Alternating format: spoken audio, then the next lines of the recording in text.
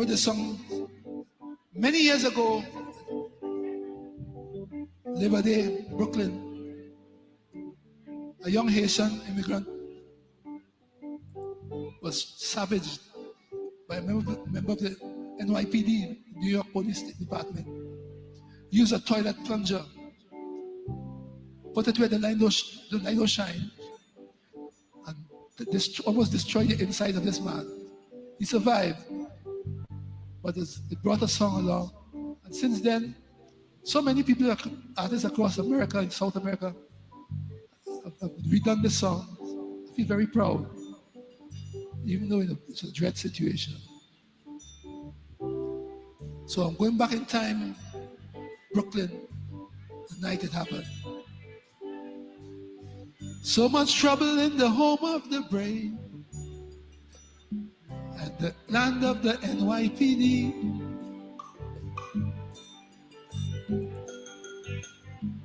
Am I an immigrant or am I a new slave, paid for all brutality? I don't think so. Or is it that life has lost its reason? They can't even blame the heat. They're moving like jackals in a hunting season. And the refugee soul is the me. I'm telling you, the immigrants are here to stay, to help build America. Oi, oi, oi, oi, oi. The immigrants ain't going nowhere. They're here for America. Oi, oi, oi, oi, oi. Fighting for a better life, fighting through the grunge. America, don't brutalize your children now. No, we all came here to take the plunge. I hope you understand me. We do do do do. We do do do do.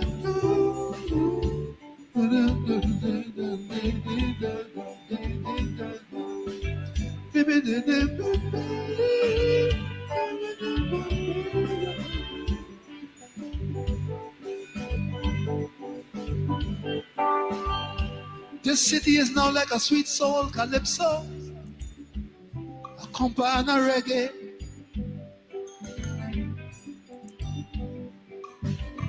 Like a punta rock and a salsa samba, a high life bangla merengue. In other words, this is a different kind of apple now. That is the truth that the haters don't want to face. Still bright, big red and juicy, but a little spicy to the taste. The immigrants are here to stay, to help build America. Oi, oi, oi, oi, oi. Hear me now. The immigrants ain't going nowhere. They're here for America. Oi, oi, oi, oi, oi. They know if they truly want to make it in this apple, you got to turn day to night. America, don't brutalize your new children. Please don't do it. We all came here to take a fight. With all these truths, we tell that all men are created equal. Bring your huddled masses to our shore. Bring them in the evening time. In the dawn to be light, bring them, bring them, bring them, bring all the troubled people to our shores. Remember the words of the founding fathers, home of the brave, land of the free. Bring them, bring them, bring them, I say now. Bring them, bring them, bring them, bring them, bring them. Bring them, bring them, down, bring down, bring down, bring down, bring down, bring down. Don't leave them. Don't leave them in Mexico. Bring down, bring down, bring down, bring down, bring down, bring down, bring down, yeah, bring down, bring down, bring. King David Rudder. The immigrants, the immigrants are here to stay to help build America. America, land of immigrants. Even the indigenous people themselves are immigrants migrating from other parts of the Americas. Always moving. Migration is part of human existence. All human beings began in Africa and they migrated to other parts of the world. All of us are immigrants, some moving against their will, some are voluntary migrants, but we all are immigrants. America is a land of immigrants. European expansionism, slavery, human beings moving, always moving in the struggle and the fight against nature. Good evening to all of you. I notice some of you are joining us from France. From France, good evening. Those of you from other parts of Europe, good evening and welcome to Politics 101. Those of you who are joining us from our Caribbean, welcome. Welcome to Politics 101. Those of you who are joining us from England, welcome to Politics 101 on a Monday evening. We're starting off the week. America, don't brutalize your new children. America prepares to enter a phase of uncertainty. The threat to mass deportation. Serious threat. Another time of reckoning for America. Another time of reckoning. Good evening. If you're joining us from Guyana, inside our country, welcome. And it's our country, it belongs to all of us. All of us. Whether we live outside or we live within the borders, we are all Guyanese. And we're all part of the Caribbean. Good evening to those of you who are joining us from Linden. Those of you who are joining us from the interior, Region 10, which is part of the interior, Region 9, Region 8, Region 7, Region 1. Welcome to tonight's edition of Politics 101. America, don't brutalize your children, your new children. We in Guyana are facing our own moment of reckoning as far as migration is concerned. People from across our borders, Colombia, Venezuela, Brazil, and maybe others coming into Guyana, migrating.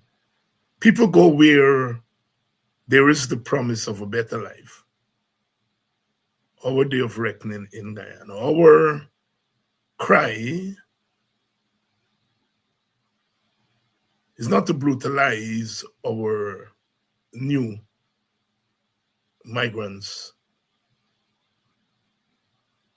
Our cry is not to manipulate our new migrants, not to use them for partisan political ends, not to use them to try to steal an election. The issue is not the immigrants. I suppose, like America, the immigrants, most of them, some of them, maybe all of them, would become Guyanese in time to come. We ourselves are immigrants. Guyanese move into other parts of the world. So we cannot be hypocritical and say we're not welcoming immigrants.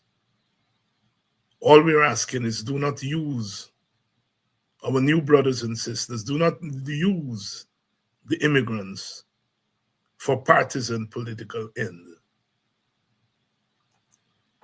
Welcome again to Politics 101. Monday evening, the first day of the work week for some people, although that's now become somewhat of a myth, because now every day is a work week, is a work day, sorry. Sunday to Sunday, as we say. Sunday to Sunday. Welcome to Politics 101. I would like to thank those of you who have contributed, made your contribution to our fund drive, and to say thank you. Thank you to those of you who have contributed thus far, and thanking those of you in advance who are yet to make your contribution. Every cent helps our program and helps the cause. A good evening. Well, as we went off the air on Friday, the GECOM held a press conference. GECOM held a press conference. The chairperson of GECOM, Justice Claudette Singh, along with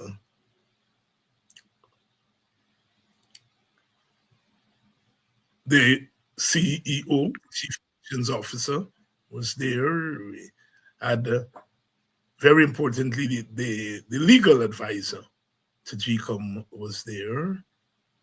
The Deputy Chief Election Officer was there. It was quite a press conference. Those of you who had a chance to view the WPS press conference held earlier today, just before this program, we did a rebroadcast for some of you who didn't catch it this morning. Our take on the press conference, the GECOM press conference. One has to conclude that the press conference did not answer many questions. It raised some new questions.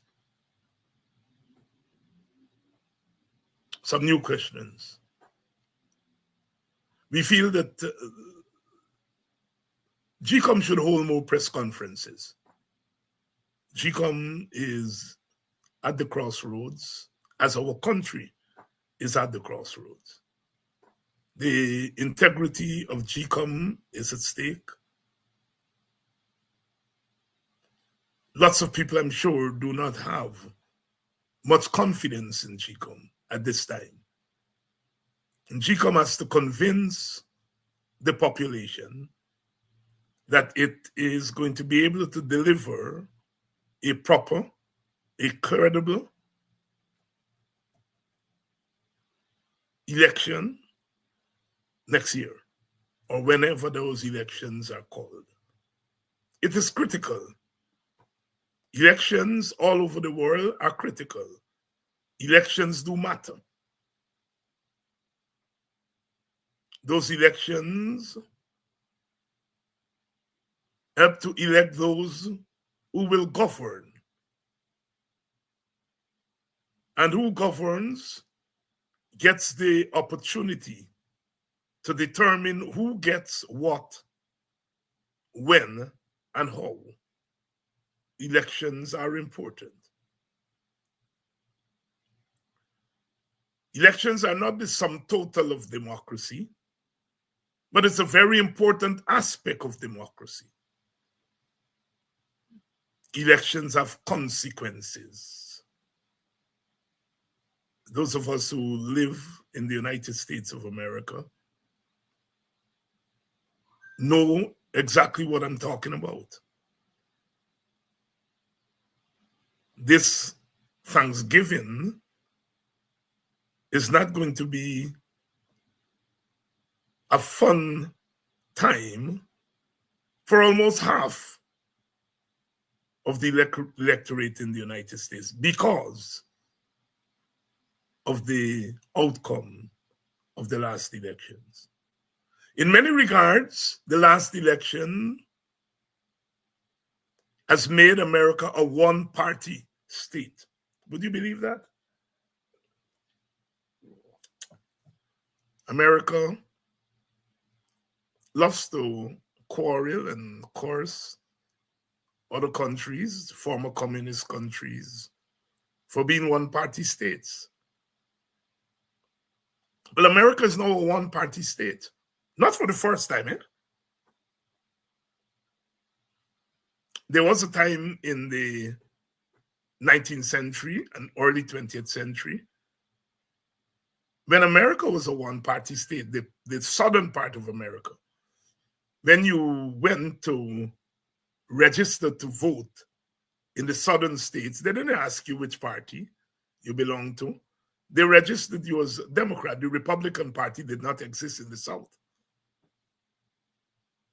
The old Republican Party, the Republican Party of Jefferson, did not exist in the South. In the South, it was a one-party state. The Democrats, in those days, the Democrats were the reactionary party. The Democrats used to hold what were called white primaries. That is, only white people could have voted in their primaries. But they were a Southern party, the only party that existed in the South. That all began to change in the 1930s as blacks began to migrate from the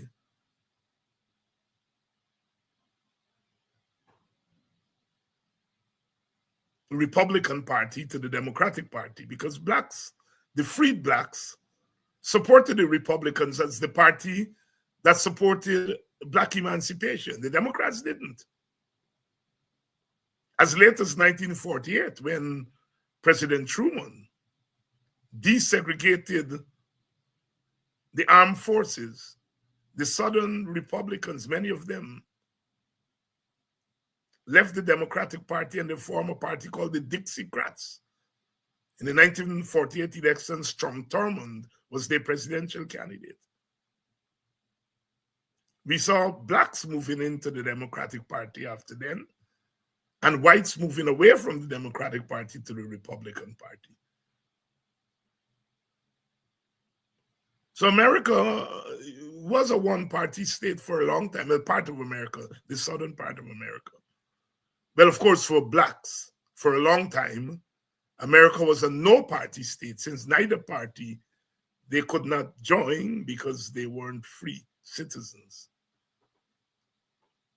So after the last election, a couple of weeks ago, America is now, for all intents and purposes, a one-party state, or what we may call a single dominant party state. The Republicans control the House, the Senate, the presidency, a majority of the states, and the Supreme Court. You all think about it. Of course, they've done so via an election. The outcome of an election in America is a one-party state. Both houses of the legislative branch, control of the executive branch, control of the Supreme Court, and control of a majority of the states.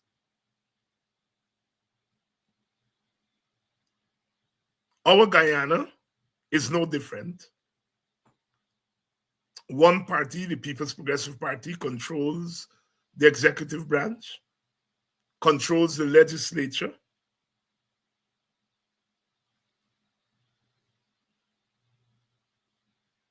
and while our apex court, of course, is the CCJ, the PPP has benefited from a lot of positive rulings at the CCJ. So for all intents and purposes, Guyana is a one-party state or a single dominant party state at best. I have to argue that a one-party state is not synonymous with democracy. Yet we refer to a country like Guyana as democracy, or we refer to the United States as democracy. They are what we call formal democracies, in the sense that they are regular elections, the institutions work. That is what we call formal democracy or limited democracy. What is the outcome of that limited democracy? What does democratic election lead to? And that's where you move away from democracy. Because democratic elections in Guyana lead to dictatorial governments. You win the election in Guyana, you win everything. Control of parliament, control of the executive branch. You get to appoint judges.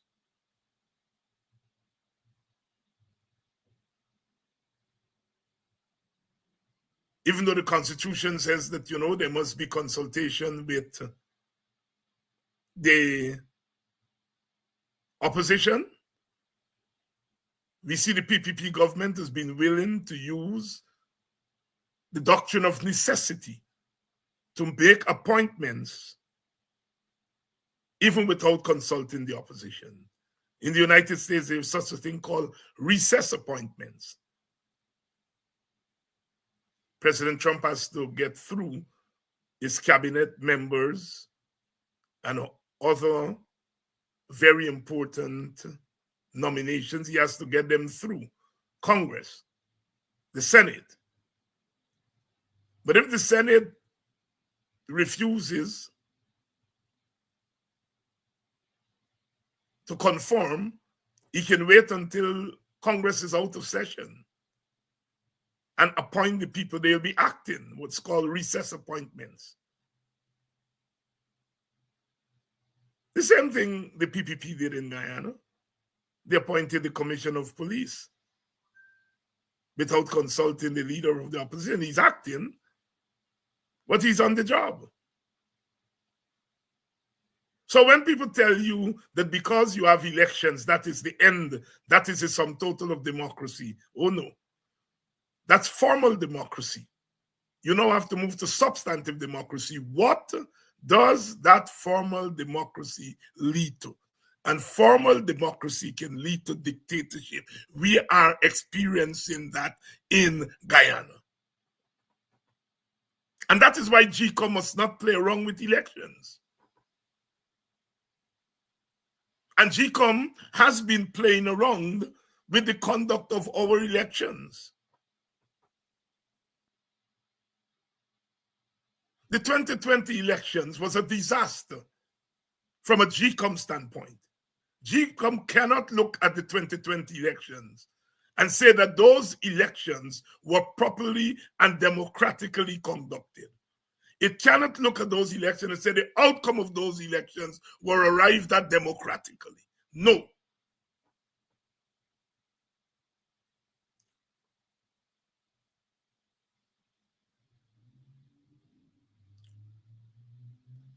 The chairman of GECOM made a startling revelation. She said 8,000 names were flagged as people not being in the country at the time of it. 8,000. 8,000.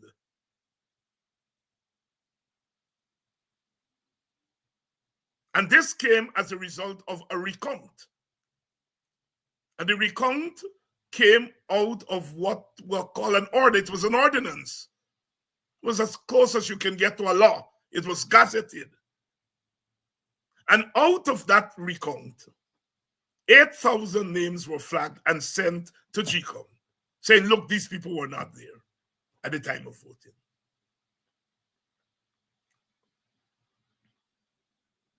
What did GECOM do? Initially, it sent the sample, a sample of those 8,000 votes. One sample was 205 votes. It sent it to the chief immigration officer. And he sent back and said, look, of this 2005, I found that 173 of these people were not in Guyana at the time of the elections. So somebody had to vote for them. 32 of them were here. That represented an 84.39% of the sample. 84.3, close to 85% of that sample. 173 of 2005 were not in the country. A second sample was sent. And of that sample, the chief immigration officer found that 99 of the people were not in the country at the time of voting. So, 173 plus 99, 272 people of two samplers was found that they were not in the country at the time of voting. If you send a sample, 2,205, 85% of that sample was found not to be, and there are 8,000 people. Mathematically, you could conclude that potentially 85% of 8,000 people might not have been in the country at the time of voting. That would be about 6,800 of the 8,000 that she said she had. That's a projection. That's a statistical projection. But we do not know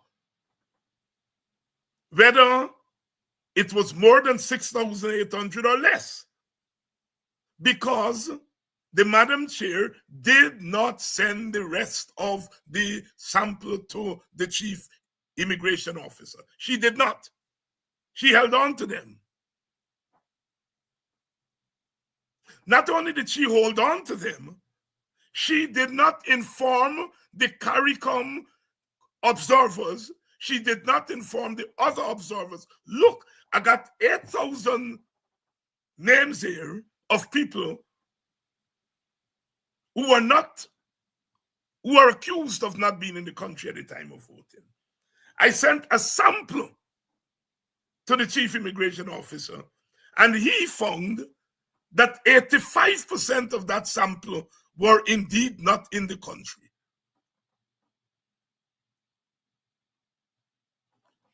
She didn't send the rest to see whether that 85% held through for the rest, or it was down to 65%, or it went up to 90%.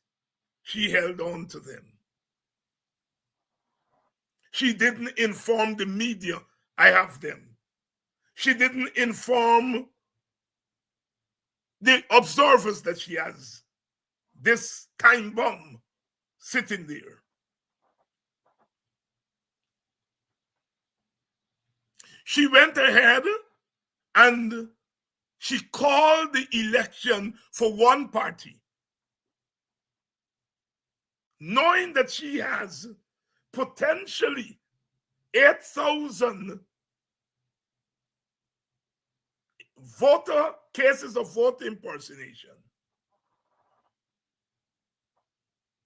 That is almost 1.5 seats.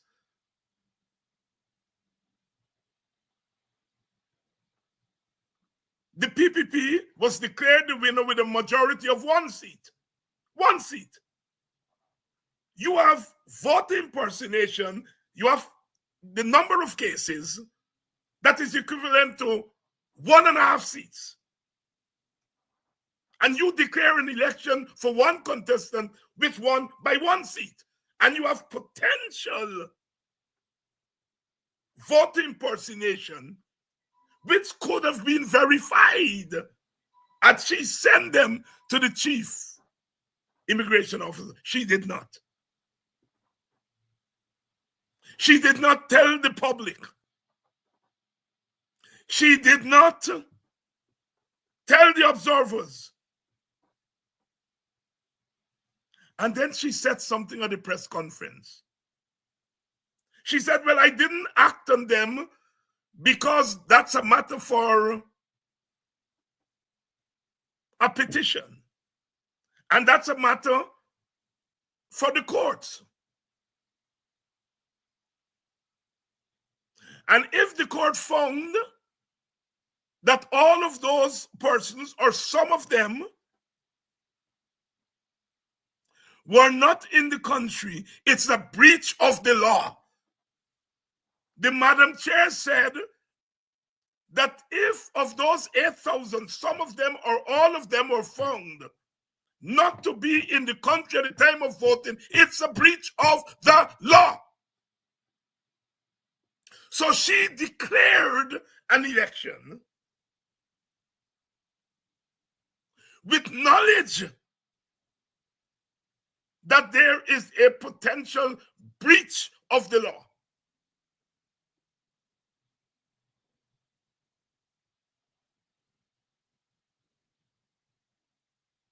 Why didn't she tell the country that this existed? Why didn't she tell the observers?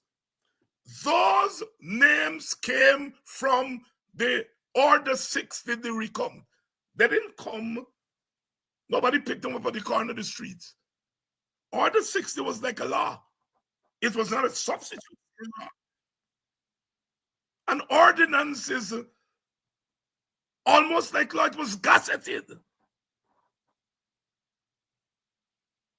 But more than that, when the elections were over, after she declared the PPP the winner, and the petitions went and the petitions were thrown out, she didn't say, well, everything is over now. GECOM, let us do our internal investigation of this thing. No, she didn't. Even after all the story was finished, she didn't. Why she didn't? Sisters and brothers, it's called cover up. She covered up the fraud before the declaration of the election. She covered up it after the declaration of the election, and she's covering it up right now.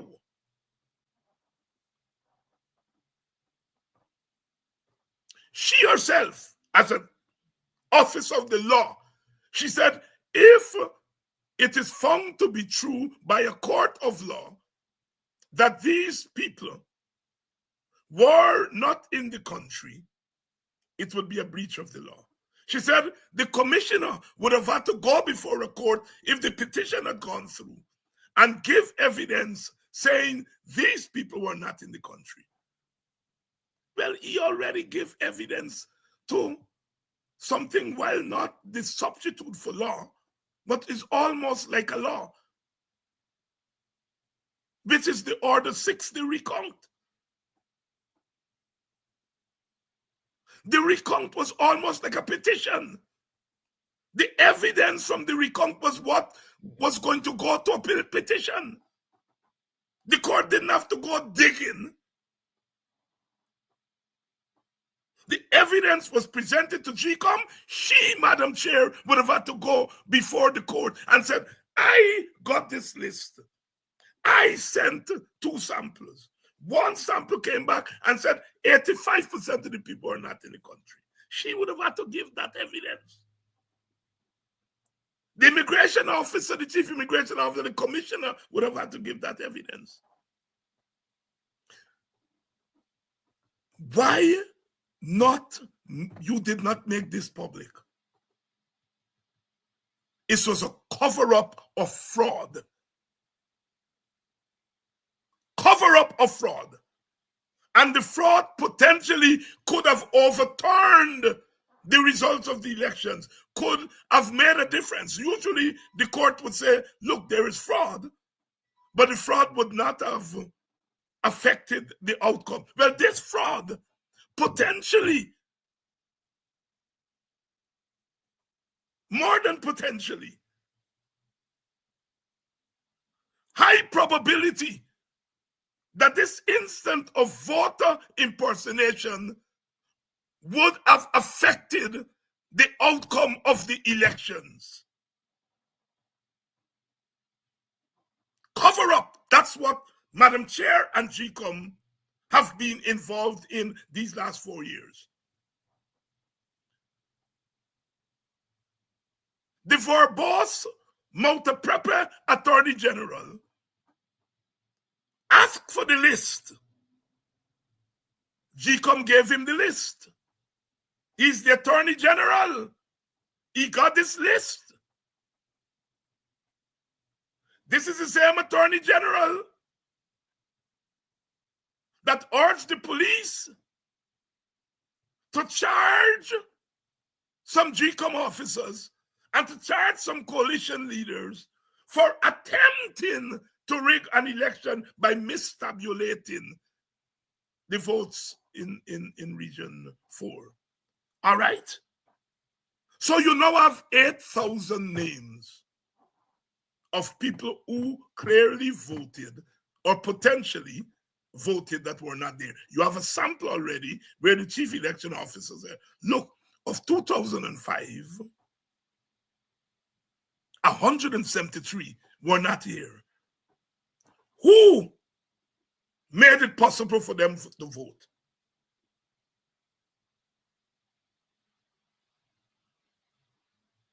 Who benefited from it? You charge people for attempting to rig an election. You have evidence before you of actual rigging, and you didn't tell the police to charge anybody. Are we to conclude that those people who would have been charged would have been your supporters in GECOM, your people in GECOM? You like to charge. Why you charge nobody? You charge for attempted, but you have evidence of actual fraud in front of you. Nobody's charged. No investigation. GECOM didn't investigate. The Attorney General didn't investigate. The Attorney General and GECOM, they need to be investigated by the police for covering up of fraud. Covering up of fraud is being party to fraud.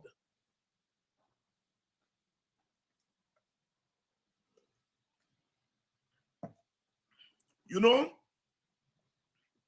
the press, the media, for 4 years, they knew. No, they knew. But they never questioned GECOM because the media jumped the gun and said the coalition was attempting to rig election and PPP win. So now, when faced with evidence that could overturn that narrative, they silenced it. Thank God for Dennis Chabral from Demerara Waves, who mustered the courage to ask the question. And he did, and look at the answer we got. Yes, if it was found to be true by a court of law, it's a breach of the law. Yes, I didn't do anything with it before the election or after the election. The Attorney General and GECOM chairperson are part of a cover-up. And they need to be investigated and possibly charged. Because cover-up of electoral fraud is being party to electoral fraud. She had that information before she made the declaration. Yet she went ahead and declared the election for one side. And if you have 8,000 cases of voter impersonation, if 5,000 of those cases are found to be true, if it was found that 5,000 of those names were not in the country, that is equivalent to one seat. And the PPP was declared the winner by one seat. That is why the Americans said that the PPP were inside. The Americans get the information. When the Americans said the PPP was installed, they knew what they were saying because they have this information.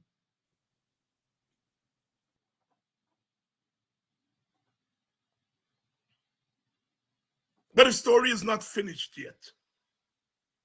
Dennis Chabral, Demerara Waves, God bless him,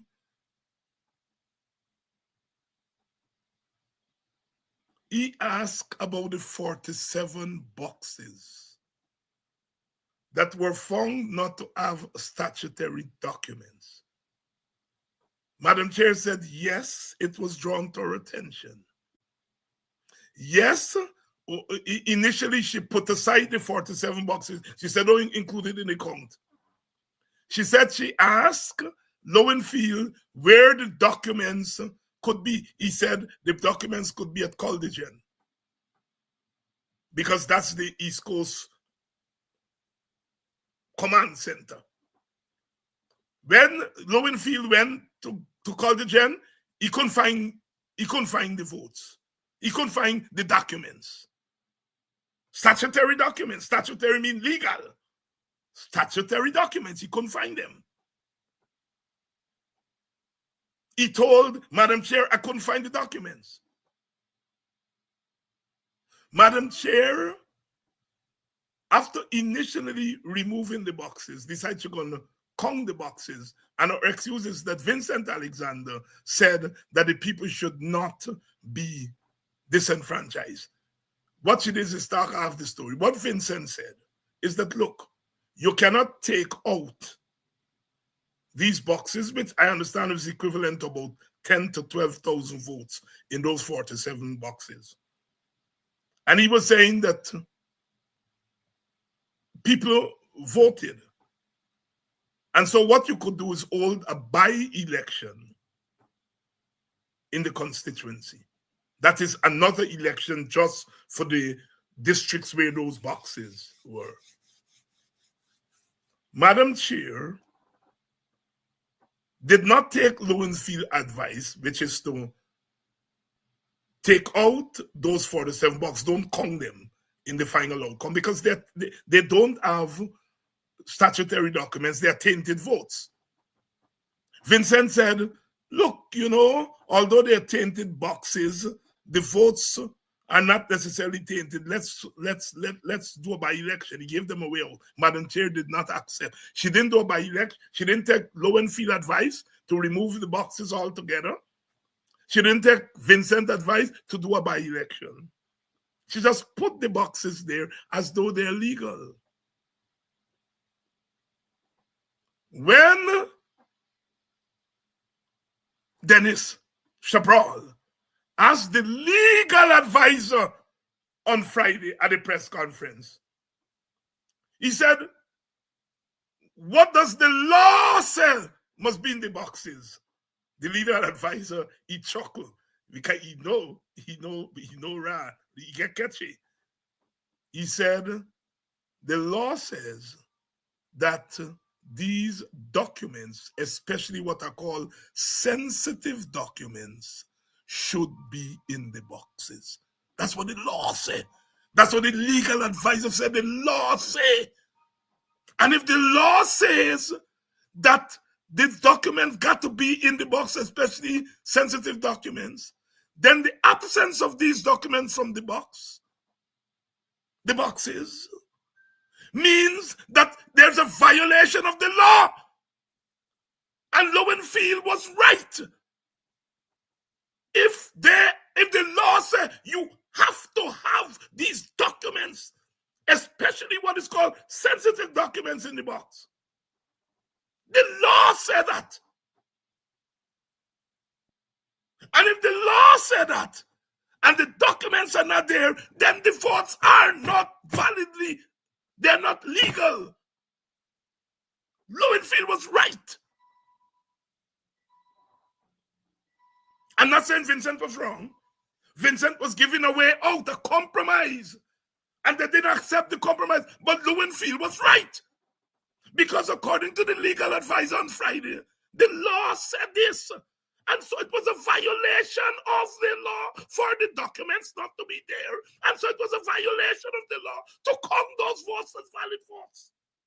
I'm sorry. Lowenfield was right.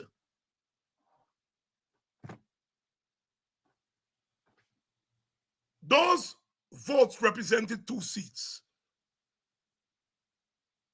The PPP won the election by 1 seat.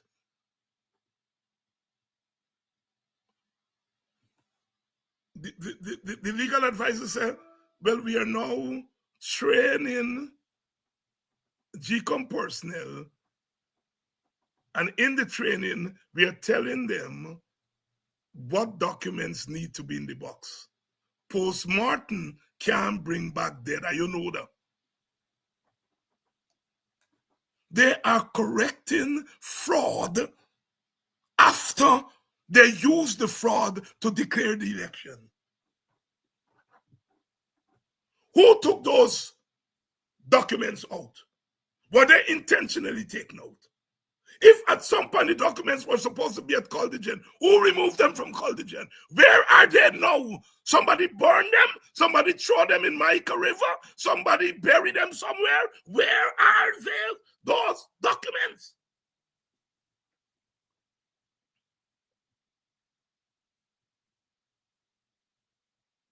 Where are those documents? Why the documents were taken out? 47 boxes in mainly PPP strongholds. Pick sense from nonsense. The PPP would have won those boxes because they're in their strongholds.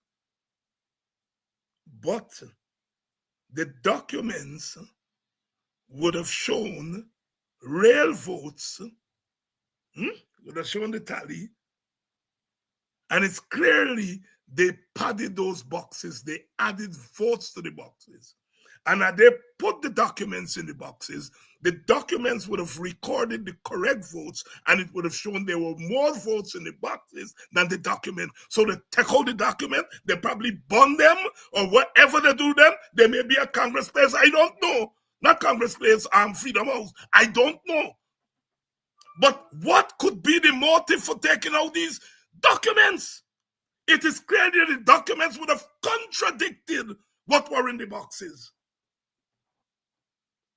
That is why you have these documents. That is why the law says you must have these documents. Look, Evan, don't tell me about statement of poll. The election was not declared on statements of poll. Once you go to recount, statements of poll gone through the window. The elections were determined by the recount. not statements of Paul. Don't try to make us a fool here. Statement of Paul is now, by the time you get to the recount, statements of Paul is a thing of the past. The elections were not declared based on statements of Paul. They were declared based on what was seen in the boxes. And the PPP was declared winner based on the raw count. But an audited count showed that 47 boxes were tainted. It showed that potentially 8,000 people voted as part of voter impersonation. It is the look, my election, WPA election expert here, my brother Ali Majid.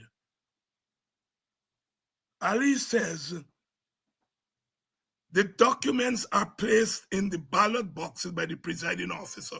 Why Nandlal didn't go all on the presiding officers in those 47 polling places and put them before the court? Did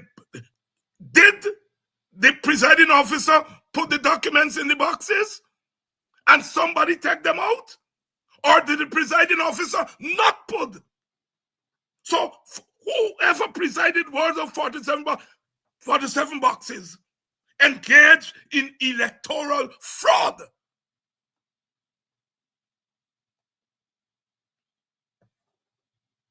Why? Why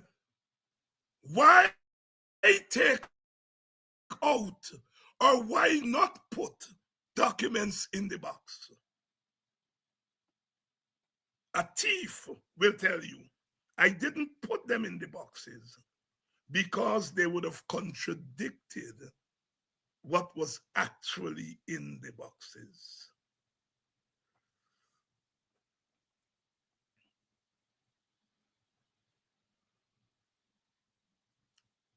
Electoral fraud occurred at the 2020 election.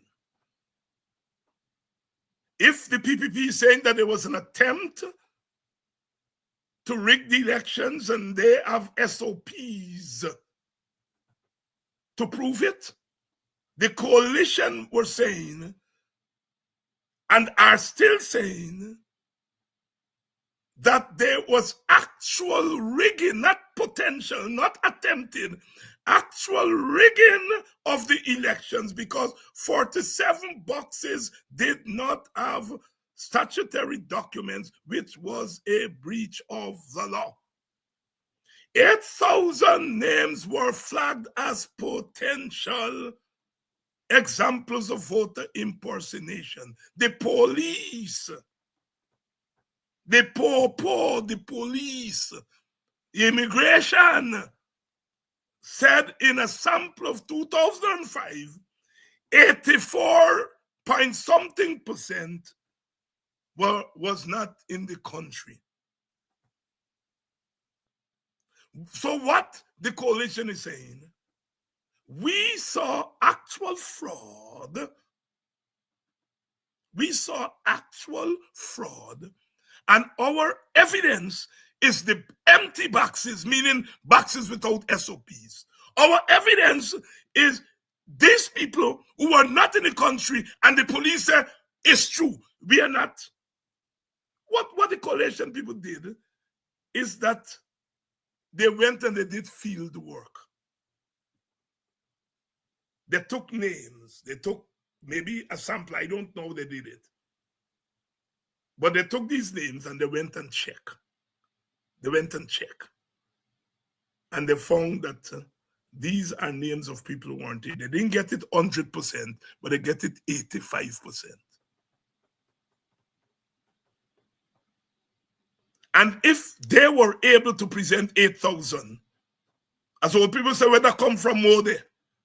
Where that come from, there is more. Those of you who don't understand Creolese. Where that come from, more there. I rather suspect there were more than 8,000.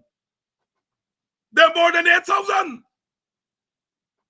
Where you come from, more there?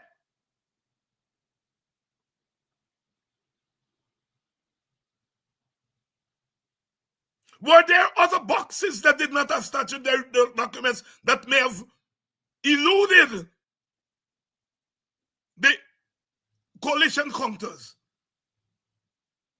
Sisters and brothers, there was fraud, clear fraud by GECOM's own admission at that press conference, what the Madam Chair calls a breach of the law. And it is clear that Madam Chair and GECOM covered up the fraud. And they continue to cover it up. The reason that they have not done what any serious agency would do, you do a story, let me evaluate. Let's see how well we did as GECOM. Boy, did we pull this off right. What went wrong? What went right? The chairperson and the PPP commissioners have repeatedly and stoutly refused to do an investigation. You know why? Because if GECOM does a review and an investigation, it would reveal these instances of fraud and maybe more. And while GECOM can't charge nobody, that would be evidence that elections were stolen and evidence that people, the human element, was part of it.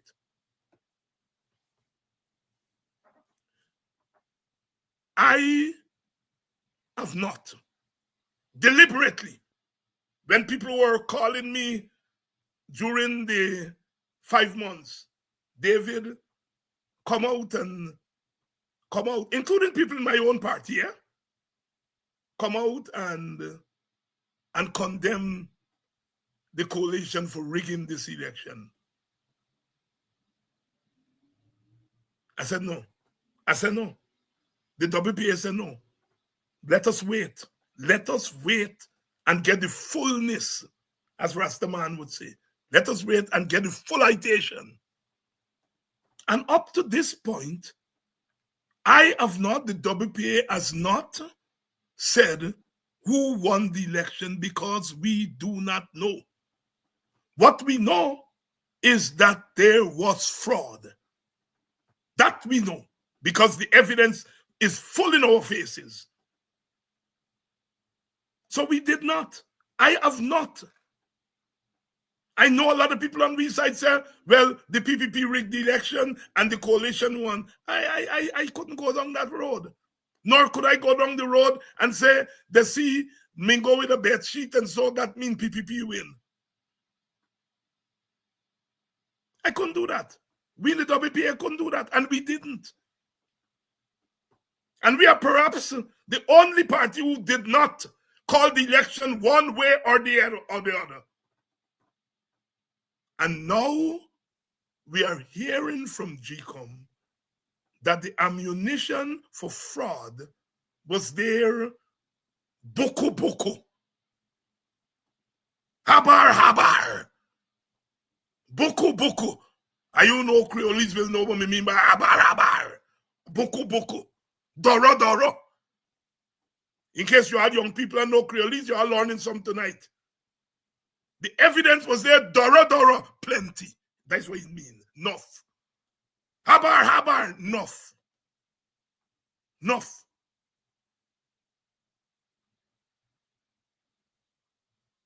It's now coming out. And Madam Chair, defense is, well, I didn't do nothing because it was left to a petition. Well, you had a mini petition in the recount. One of the reasons people were against the recount is they said the recount is replacing a petition. Madam Chair, if you when they said they see Mingo mistabulated, why you didn't say I am doing nothing, let that go to a petition? No, you didn't. When the PPP said we see thieving, you acted. You didn't say it go to the petition. When the coalition present robbing and thieving to you, you say like go to petition. You are damn one-sided and you contributed to a rigged election.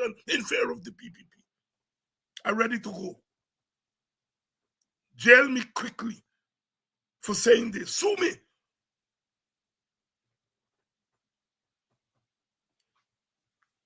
Once I do him out, I'm going to do a recount. Even if Granger, they say you want to recount, tell him go to hell. The last say, you must go to petition.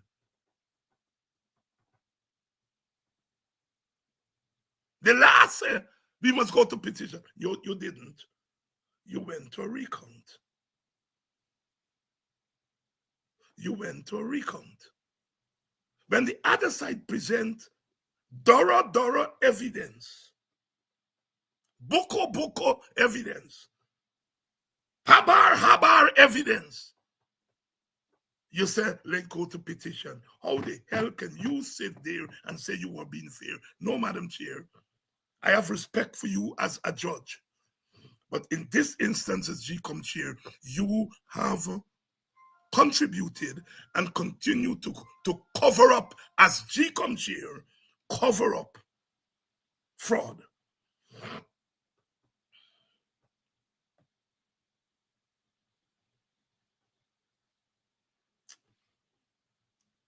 That is why this election coming,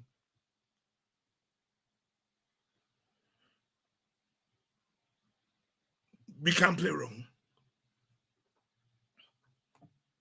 They are going to try again. They're trying right now. This morning paper said that the voters list gone up to 700,000. I am hearing that is about where the population is based on the last census. So the whole country, they're on the voters list. The whole country. The paper said this morning they got to take out 1,000 dead people. Jesus Lord.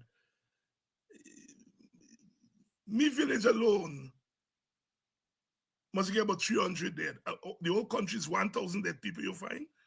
You don't watch that announcement. This by you put up all them people dead. I think you just get it from them. Oh, every day you put up a 10, 15, 20. And you're telling me only 1,000 dead people you find.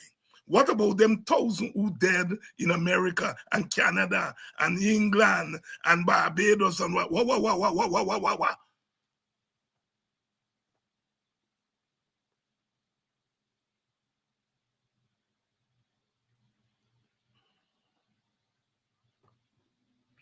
Sisters and brothers, this is serious business. And all you have to treat it seriously. You know, one of the things I love Guyanese, and you all know that. But one of the things I get vexed with all you for. I don't take too long, especially black man. You all just take too long to understand the seriousness that is facing. Things that's got to happen.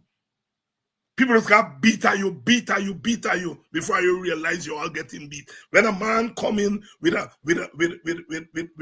whip and he coming menacingly towards you, and then me you come from, you must go for beat somebody.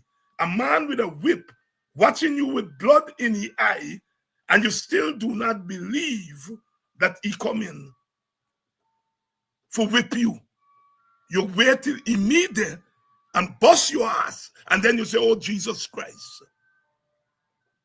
We make that mistake a lot as black people. I'm not saying that the other ethnic groups don't make it, but I think black people make it more. We just can't forget we are Scott before we realize that we are Scott. Because we always believe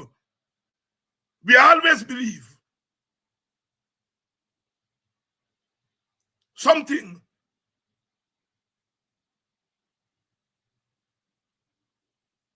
These elections, the reason the PPP and the chair are so adamant, no biometrics, all kind of thing they're putting up, all kind of barriers, time, money, constitutional reform.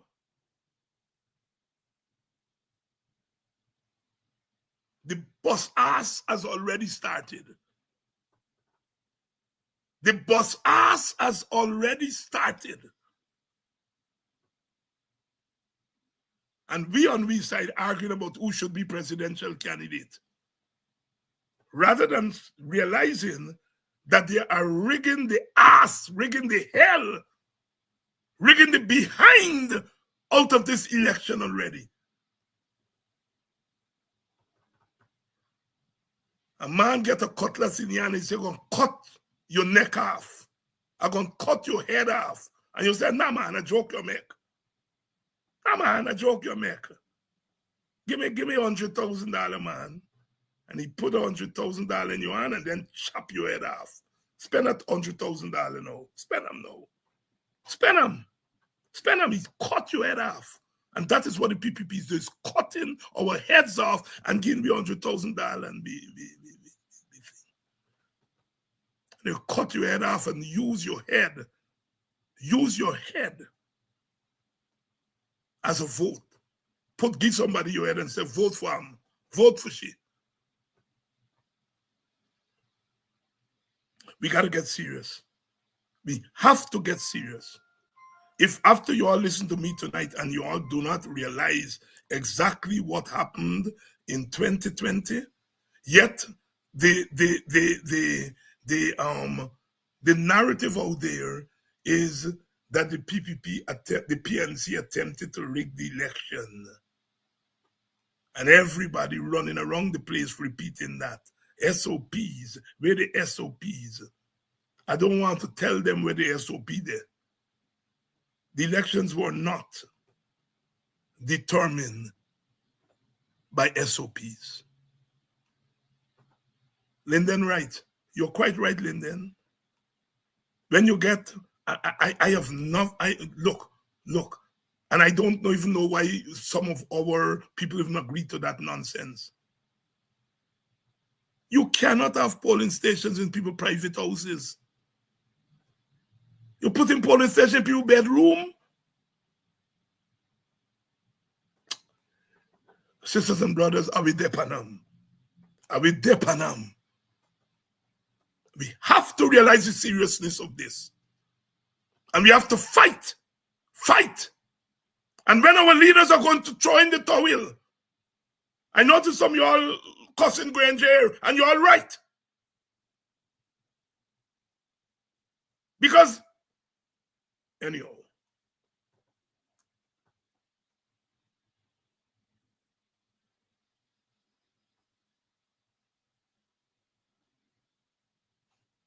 we are in serious trouble, and we have to confront the trouble. The trouble. So much trouble in the world, so much trouble in Guyana, so much trouble in our electoral system. GECOM, as of today, cannot deliver free and fair elections in 2025. I hereby say that. GECOM, as of today, in its present state, given its track record, given its denial, given its staunch and stout resistance to introducing measures to guarantee free and fair elections, as of tonight, they cannot deliver free and fair elections. We can make them do what needs to be done to make the elections free and fair. We can make them do it. We can make them do it. We can make them do it.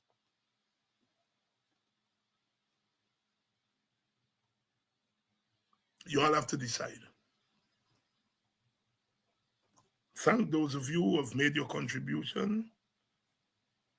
And those of you who have not made your contribution, please do so. Please do so. Please do so.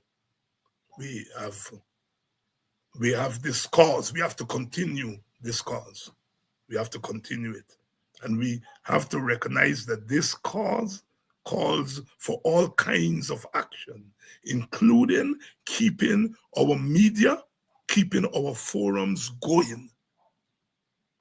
Had it not been for these forums, had it not been for these programs, we would have been buried 40 feet under already. So you all please support these forums. I'm making a pitch for this program, but they're making a pitch for this program, making a pitch for all programs to keep them online. You know, we live in a world in which everything has a cost. Nobody will allow us to do these things free. Free. Everything will go up, including what it takes to host these programs.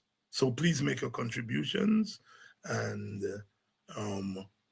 more than that, prepare to put on all your boots to ensure that the elections are free and fair.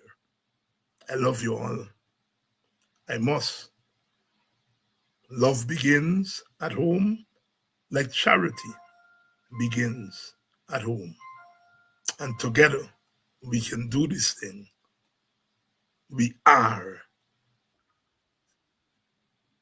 Until tomorrow. Until tomorrow. Same time, same place.